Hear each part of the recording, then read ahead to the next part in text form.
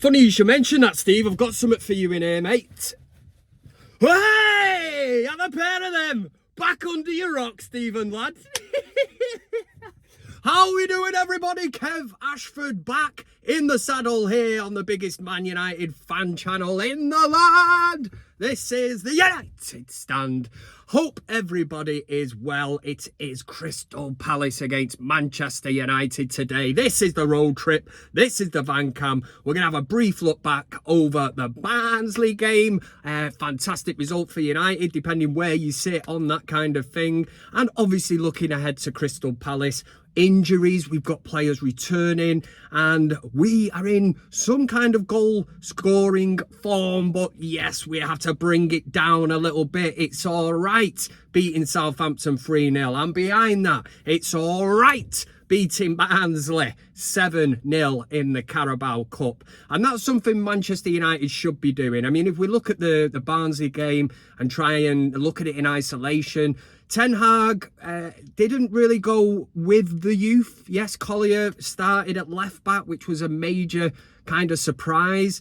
Never thought he was any kind of left back. You know, did all right, did well. But in terms of the strength of the squad, I think it sent out a good statement from Ten Hag. And yes, again, people will keep saying it's only Barnsley, this, that. But yes, it was only Barnsley, but you only have to look back to last season when we played teams lower down in lower leagues, the likes of Newport and Coventry.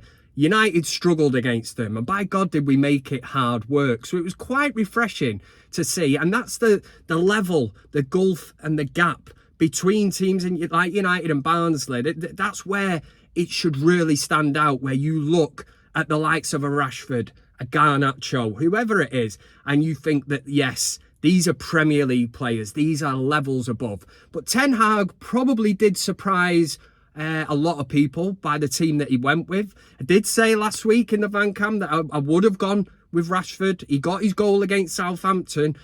Certainly, you wouldn't have rested him. You know, he's probably had 18 months of a rest. So it's now time for Rashford to get on the goal trail. And yes, a good performance from Rashford. Took his first goal really, really well, and that was playing up top. But again, Crystal Palace, it's horses for courses. It's a totally different game. Totally different, because we know what happened at Selhurst Park last season. It's still fresh in the memory, man. A 4-0 whooping, and it was embarrassing. The major factor in that was the midfield area. Liverpool did it to us this season, and it was soul destroying to watch. It's so many gaps in that midfield. But one of the shining lights from the Barnsley game was Ugarte, who's come in for big money. A lot of people will see him as the kind of successor to the Casemiro throne. He's got the legs to do it. And against Crystal Palace, it's going to be totally different. We know that Premier League football is 100 miles an hour. And again, that's why we have to come down off that high horse. Yes, it was great beating Barnsley 7-0, but it's back to the real business. And if we cannot get, a result against Crystal Palace, then the hard work that's been done in the week, and I include the Southampton game with that, all comes tumbling down, and the pressure goes back on Erik Ten Hag. The Ten Hag outers, the Ten Hag brigade,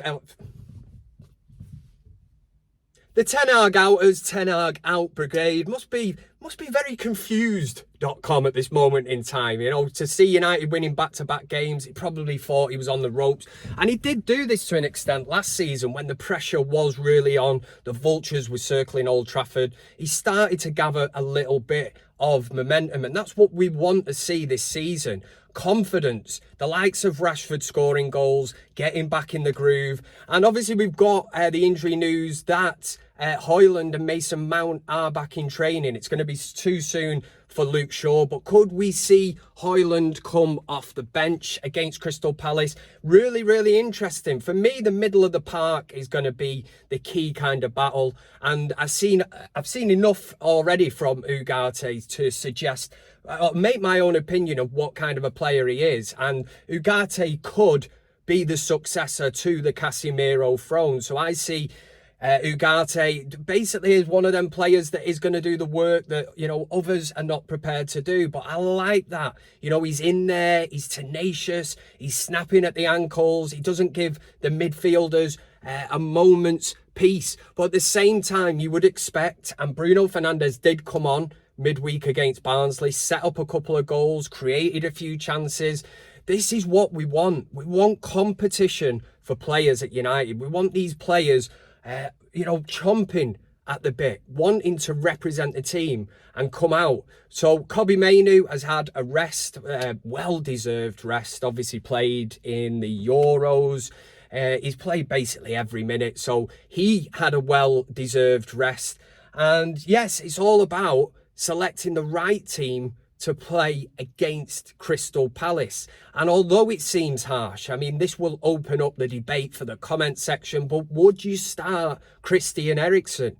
And if you did, on current form, played well against Southampton, really impressive against Barnsley, it kind of goes against my it sounds like I'm contradicting myself, because I always say if it's not broke, don't fix it. And if players are in form, they should be in that team purely on merit. But we have to go back to the fact and look at the opposition that we were playing against on at midweek. It was Barnsley. Crystal Palace is going to be a different fight altogether. And Eriksen, the fact that he's played them 2 games, could he play a 3rd game? If he does, who are you taking out? Because I think we all know from Ten Hag's perspective that Bruno Fernandes is the captain and he will start. You cannot play, I don't think you can play Eriksen as the low-lying midfielder. I think he's going to start Ugarte. Mainoo will be back in, so that will be you 2. You've got 1 space left for Eriksen. Is he going to leave Bruno Fernandes out?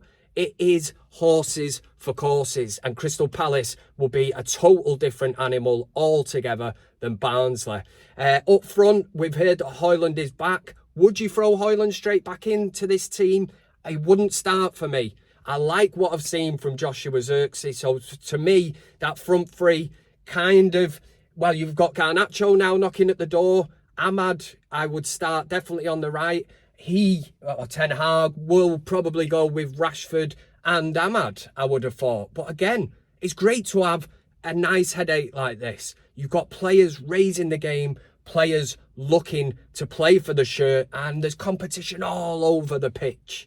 So the front 3 in itself is a massive debate. You know, can you get Ahmad, Garnacho and Rashford into this team? Who is going to be the fall guy? I would like to see Zirkzee playing, but somebody is not going to be happy. Like I said, it's horses for courses. It's Crystal Palace. It's a total different game. At right back, you've got the star, or the best signing so far of the summer. I know it's only early days, but Mazraoui gets in at right back. Dalot will go in at left back. And then you've got Delay, and you've got Martinez. Yeah, we got Martinez as well. What was wrong with me? At centre-back, which is a strong, solid foundation, to build from at the back. So many questions for you. Make sure you get into the comment section. And as I always say, make sure to finger that like button. Show your appreciation for the Van Cam and, obviously, the United stand. But it is match day here. We've got you covered. Don't go anywhere else. And what I would say is for Manchester United against Crystal Palace, it's a command, United! Yay!